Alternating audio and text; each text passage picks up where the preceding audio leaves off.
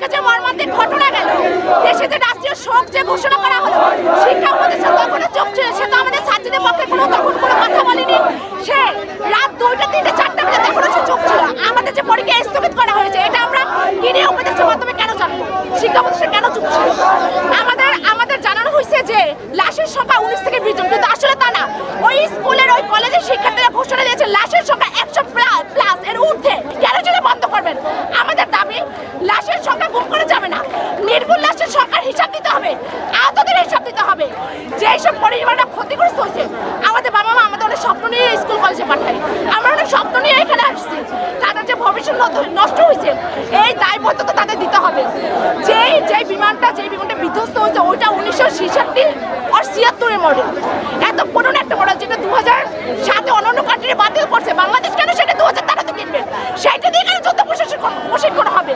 এই জবাব দিতে হবে। এখানে সরকারের যেমন ভুল আছে, প্রশাসনের ভুল আছে, শিক্ষা ব্যবস্থার ভুল আছে। শিক্ষামন্ত্রীকেও শিক্ষা প্রতিষ্ঠানকেও জবাব দিতে হবে। আমাদের দাবি এইটাই। এই দাবিগুলো সঠিকভাবে আমরা তাদের কাছে আগে ফেসবুকের মাধ্যমে পৌঁছিয়েছি যে আমাদের লাশের সংখ্যা প্রায়, তারা বলতেছে যে লাশের সংখ্যা 20 জন। আর আমাদের অনেক ওখানে বিএনসিসির অনেক বন্ধুরা ছিল, তারা বলতেছে যে লাশের সংখ্যা প্রায় 200 দাঁড়িয়েছে। তো সেনাবাহিনী রাত 2:30 নাগাদ বা 2টা নাগাদ তো তারা ওই লাশগুলো তারা গুম করে ফেলাইছে। এখানে আমার মনে হচ্ছে যে এখানে এই সরকারের একটা ব্যর্থতা রয়েছে। এই স্বৈরাচার সেনাবাহিনী, স্বৈরাচার পুলিশ সব লাশগুলো গুম করে ফেলেছে। তো কিসের কারণে ফেলেছে এটা আমরা জানি না। তো আমাদের এই দাবি দেওয়ার যদি আগামী 24 ঘন্টার ভিতরে না মানা হয়, তাহলে আমরা শান্তিপূর্ণ আন্দোলন করতেছি এবং আমরা শান্তিপূর্ণ আন্দোলন করে যাব। আর আমাদের আরেকটা কথা হচ্ছে যে শিক্ষা উপদেষ্টার পদত্যাগ আগামী 24 ঘন্টার ভিতরে যদি না করে, তাহলে কিন্তু আমরা রাজপথ ছাড়ব না।